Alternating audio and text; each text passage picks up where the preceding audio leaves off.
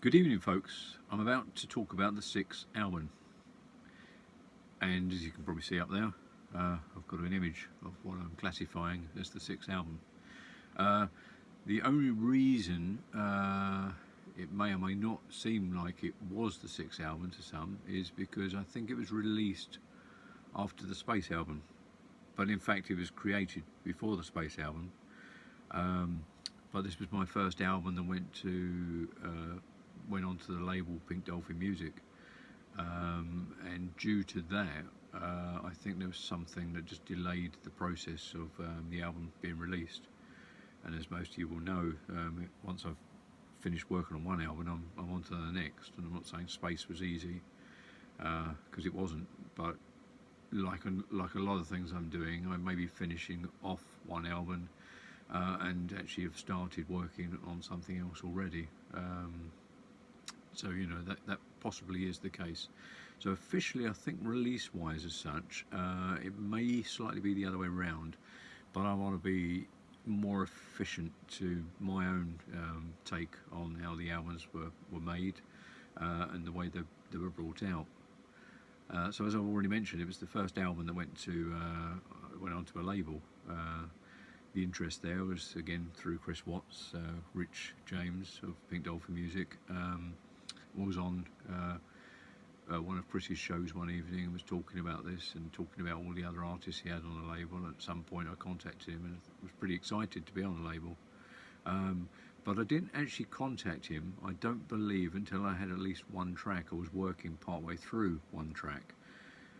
And what will also be very different in this particular video is that I'm a little bit more clued up about this album than some of my others. For instance, when I'm saying to you I don't really know the order I made some of the tracks, etc. In this particular case, I know the very first track I worked on, though it's not number one in succession. It's actually number four, the track called Interference. I'd been listening to a few other artists on the label and had more of a feeling that the Pink Dolphin Music label was more synthwave, synth pop, if you like, and that my more moody, dark, industrial, Tangerine Dreamish type music may not quite fit the bill. So I thought I'd better try and do something that sort of was closer to his remit, though I wasn't too sure whether or not that was necessary or not. But Interference for sure was that kind of track. I think it was. I wanted to give it a go, and I pursued it, and I wouldn't say it was an easy track again to make, because I was sort of out of my field, in a different area. Part wanted to put my own thing into it as per usual, but just felt I was also having to create this track to sound like something else simultaneously. Long and short of it all is that when I did finish that track, I then got in contact with Pink Dolphin Music and said, I've created this track, would you be interested? And Rich said yes, which was lovely. And I can't remember, I think we went through a little process of discussing and talking about what to do and what we were going to do. And as I've already said as well, I kind of couldn't stop. So I was already onto another track. I had this kind of idea formulated in my head, and I thought, what about if I make an EP even, So I started working on another 3 tracks, unbeknown to Rich. And now this is where it's a bit fuzzy as well, mind, because I actually think that it might well be Intensity or Isolation I worked on next. I have a feeling it was Intensity, because Intensity also has that kind of similar vibe, similar sound to Interference. Obviously a different track altogether, but it has that kind of take, if that makes any sense. And what I loved, I started playing around with music slightly differently, and there's some wonderful piece of music towards about 2/3 of the way through the track, where again I just decided to go down a different, I don't know, I discovered something else, and then just thought, let's just follow that through, where I've got my bashing hammers or bells or whatever it is, and that lovely take on that.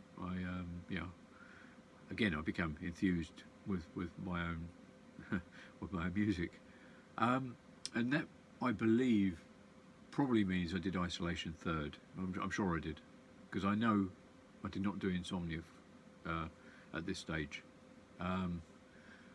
So Isolation actually is strange, because my, this magnet, or wherever I have it in my head, started to pull me back into making music like I'm very familiar with.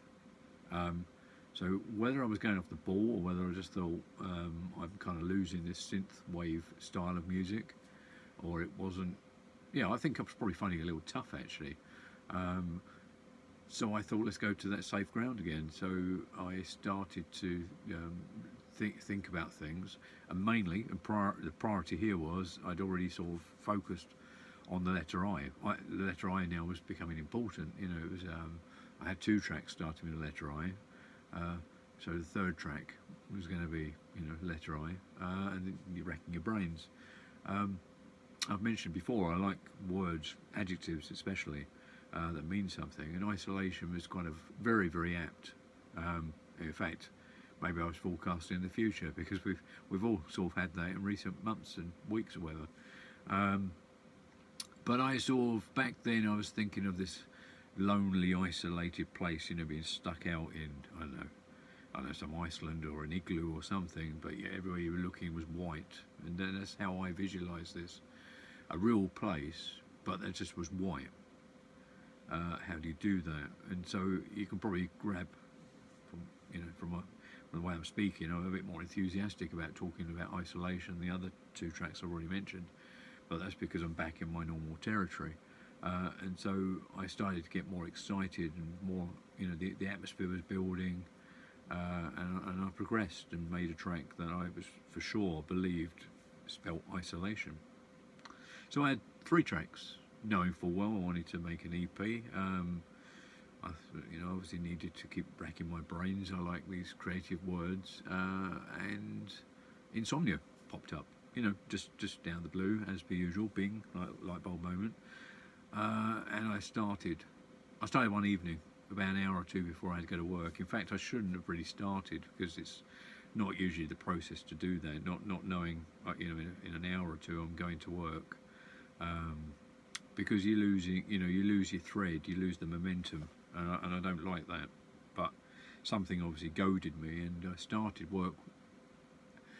And then first bars and noises and things you hear to Insomnia was immediate. It was like, wow. And whatever the process, it was fairly speedy, but I managed to sort of lay down a foundation, and was just truly excited about the track from the off. And I just remember working on it and looking at the time and just really wishing I didn't have to go to work, because it was just one of the moments I was in the zone, and was just getting carried away.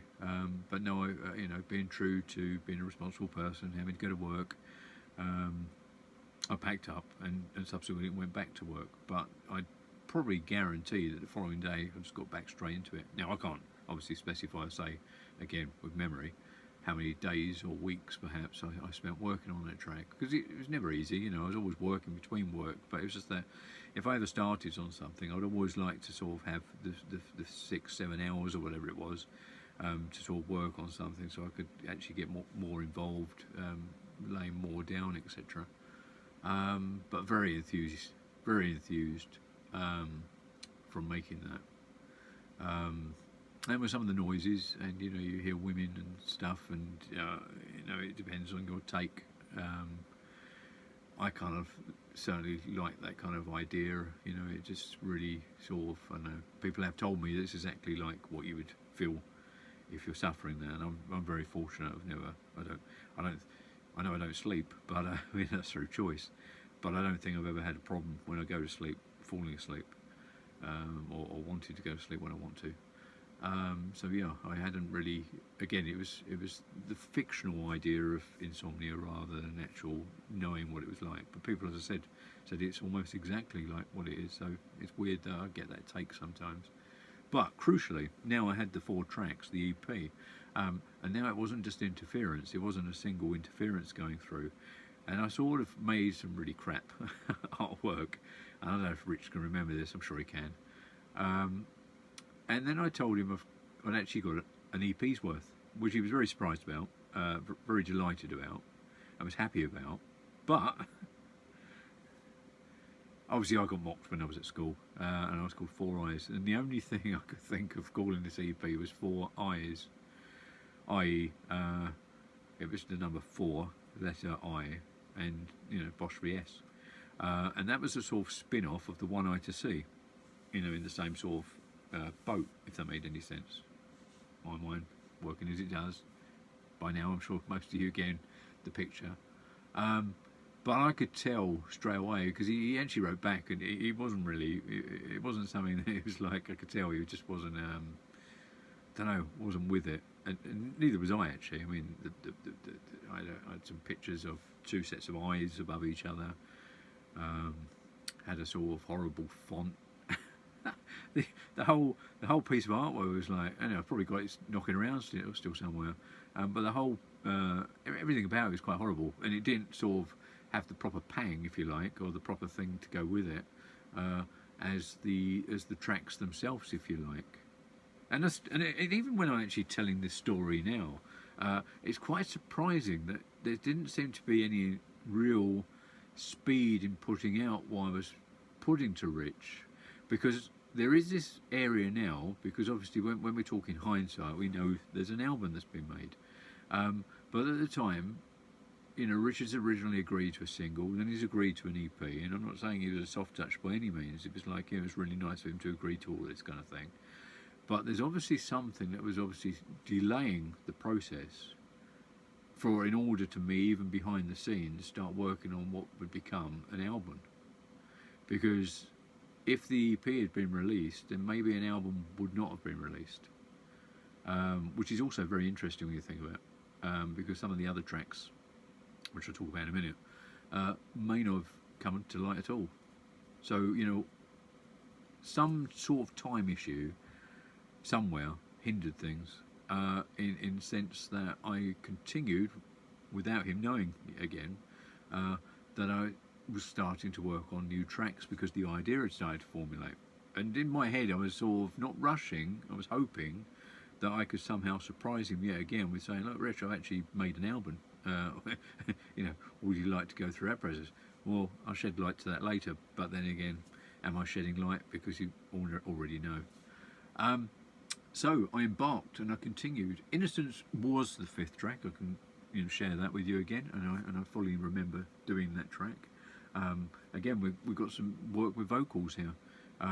Something must have been buzzing in my head, trying to work, as I said, between these kind of realms of this different sort of electronic music, although I think Insomnia was a lot more like my usual music, and I think Isolation was too, but there was probably part of me wanting to get back on track with my original idea, and toying with vocals a little bit was still very interesting, and it really did seem to work, and the title, Innocence, etc., everything about it. I do, when I look at this album, I can and will move tracks around to sound right, but I do believe Invasion was the next track as well. It was quite interesting as well, because when I worked on Invasion, again, I think, looking back, believe that it probably would have been even more. I don't know. There's a part of me that can't work out why it's not much more booming and much more in your face, and much more aggressive, going by the type of music I usually make, because that's why I do. But there seems to be like a suppression within what I was doing here, because Invasion, albeit it still spells out and sounds like it's supposed to, it just hasn't got that rather more insistency that I'd usually carry through with something. So I have a feeling here it was almost like I put the brakes on a little bit, albeit that I do like the track still. You know, there's no denying it, but there's part of me that thinks I could have gone a little step further, and maybe that would have made it a better track. Um, and then we move into Insanity. Well, again, this wasn't like just clicking your fingers and thinking of words starting with I. I had to have deep thought into this. Every word I had to sort of have my own visual understanding of these words. And I'm not saying I'm insane, but I like horror films and things, and we usually encounter insane people in these horror films. So it seemed to be sort of hand in glove again to go down that route, and sort of make the sounds of insanity. It's all meant I had to go back into thinking of films like with Jack Nicholson and One Flew Over the Cuckoo's Nest as an example, and even his take in The Shining. It wasn't dissimilar in some ways. To sort of focus on a character or characters, and make the sounds that insane people make. And again, I fell back onto some vocals there as well, because the only way really was to emphasise that was probably using that kind of style. Personally, it's one of my favourites of the track. But there are tracks vying for supremacy, I think, on this track, because there's standout tracks and there's tracks that just hold it in place, and tracks. Yeah, I mean, the whole album is made of the tracks that's important for it. It wouldn't be proper if any of them tracks weren't on there. That's for sure. You looking back, looking at the whole thing. I don't think I've got tracks at all on there that shouldn't have been on there. Maybe as I said on previous albums, there's one or two tracks that may have not had on there, but this was quite a full-rounded album, and I think it was the first steps to making probably my best album of the time at that time. Perhaps moving more into territory of being professional.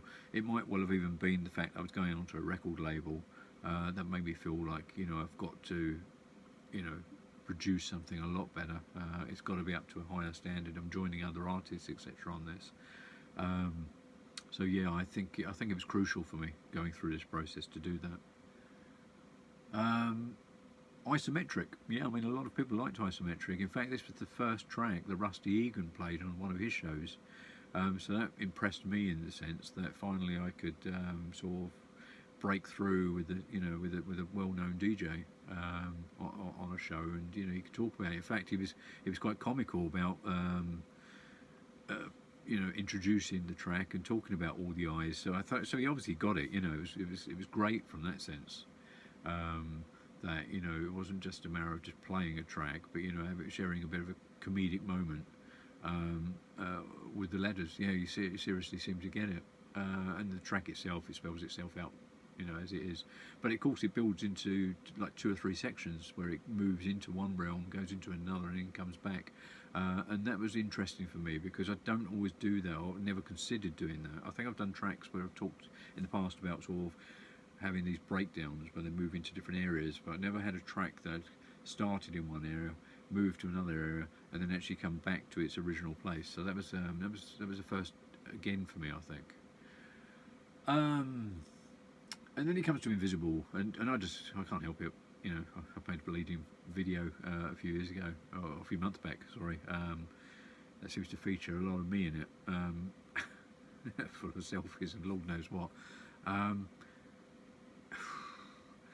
It's kind of like my take of Invisible wasn't being the Invisible Man, wasn't being something that goes invisible, but ourselves personally. And it's not like I'm sure we all have these moments where we feel lonely or depressed, and we certainly feel invisible. And it was a kind of weird reflection of going back into time and looking at things and reflecting on the negativities sometimes and the way you feel and your emotions.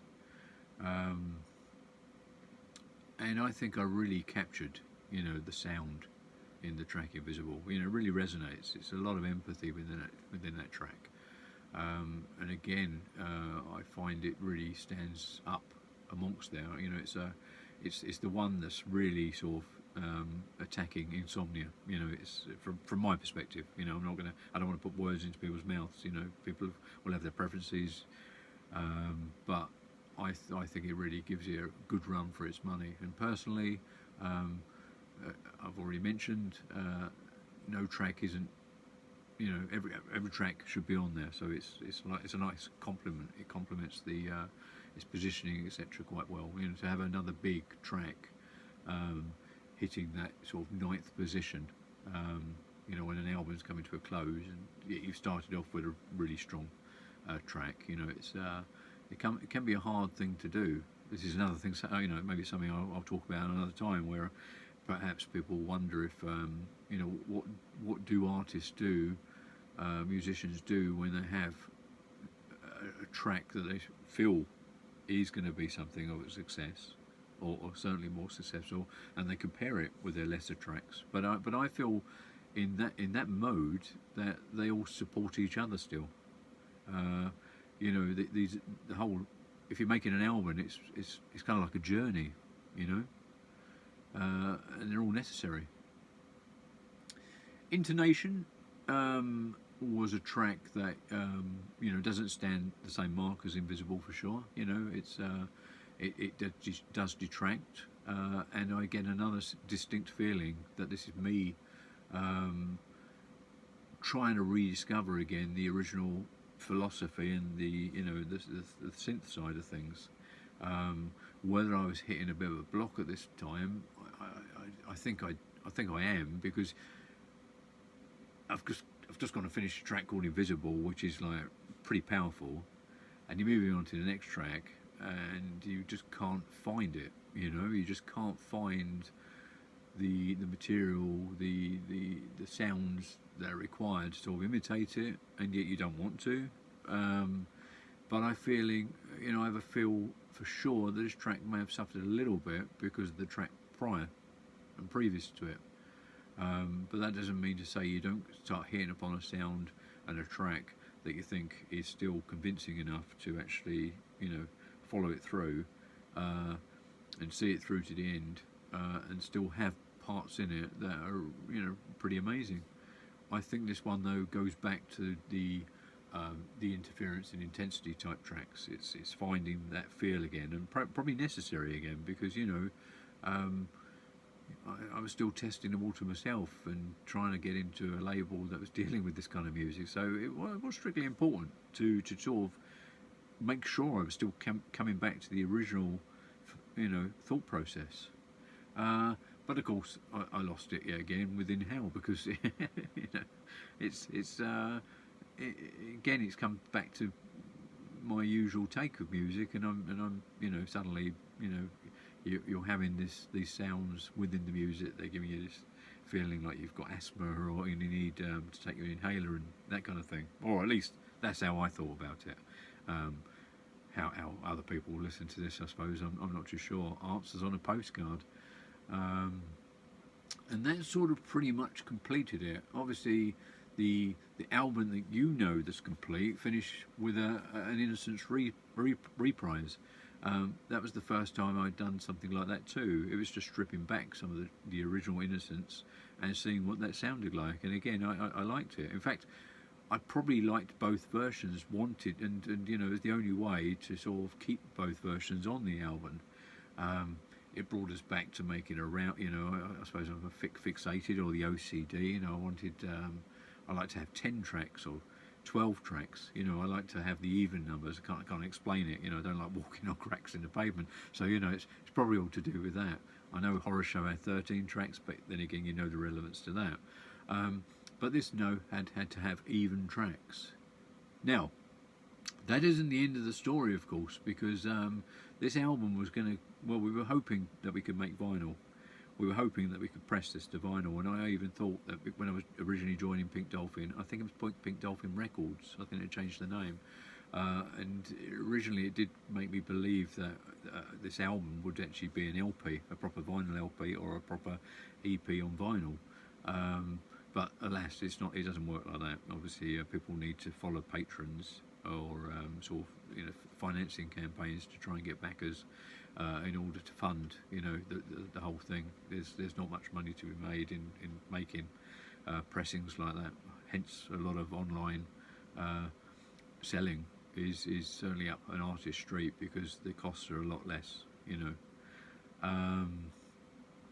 But I would say, which I failed to mention, is that by the time it reached the 12 tracks, of course, I'm back in contact with Rich, and I'm saying, look, Rich, there's an album here now. It's not an EP. It's gone to an album, and he was thrilled. He was absolutely thrilled, and he listened to it. And this time, there was more. I don't know. There seemed to be more urgency with trying to release it for sure. Maybe deep down there was a sort of like yearning, even from his own point of view, where he wanted an album, perhaps, or a hope, perhaps, that I would make an album. I'm not sure, but of course, I had, and it went to that stage. But, and I'm pausing, because when we were thinking about this kind of vinyl-y thing, there was, which we did actually put out. It was out there for tender, and we were looking for backers, etc. I think we got a few backers for sure, but you need X amount, and I think we were hoping for 100 or something. I'm not sure. It may have been, to a higher figure perhaps, but perhaps at the same time, when you listen to the album, it was, in theory, it should have had 100 backers. No doubt, I'm sure, it deserved 100 backers. But that's a step back in time, or maybe sometime in the future, perhaps. It will come back to that. But because it was going to vinyl, and there are 2 other tracks. They've never been released, but they were made at the same time, and it was a kind of ploy, if you like, to get people to back it a little bit more, knowing full well that there would actually be 2 extra tracks if the vinyl went ahead. But honestly, they've never been heard. They've never been played. I've never given them to no one. I've got them. Richard's got them, and they're all part of that same contract, if you like. But I will, as I'm discussing the album in full, and doing my usual studio talk thing about the album, I will tell you that these 2 tracks are around about the same length of time each. They're just over 5 minutes each. One is called Icemen, and the other one called Iron Fist. Iron Men. Icemen is basically a kind of real kind of mixture of music, including sort of Moog element sounds within it, and it's kind of got a Kraftwerky feel to it. It's like it's quite a powerful little track. Rich really liked it, and I think even from that point of view, it's real sad that these tracks are omitted from the full album. Iron Fist, my realm completely. Iron Fist. It suggests, I don't know, something dark, doesn't it? Straight away, you just suddenly feeling, and it was. I just made booming, dark noises that, I mean, it may have irritated Rich, this one, I don't know, but this was like, I love this. It was just a very, very dark track. And it's still remaining in the dark. So there you go. That is I Only Advise for You, in a nutshell, how it all sort of came about, how it started, picked up, got to the EP stage, as I said, then didn't get there, and then went on to the album part, and then the process of maybe making an LP, proper vinyl out of it, and then that not happening. But again, the rest is pretty much history. It's now an album that's consigned to the past, maybe resurrected if there's interest after this studio talk of trying to push out them other 2 tracks perhaps at some point, to see if they'll ever see the light of day. I certainly would like to see that, or encourage them tracks to be out there. It's because to me personally, it feels like the album. If you have this album and you haven't got them 2 tracks, you're sort of missing out on something. It's an integral part of the album still, and an integral part of the history of it. As I'm saying now. Anyhow, that is in a nutshell. Thank you again for tuning in. I hope it's been interesting, maybe humorous, hopefully not boring. And I'd love you to tune in on the next chat, which I will be talking about the Space album, which you already know about. It's sort of like it was and it wasn't in the next bracket. Anyway, before I lose my marbles, I'm going to tune out. So take care, people, and we'll speak again soon. Cheers then. Bye bye.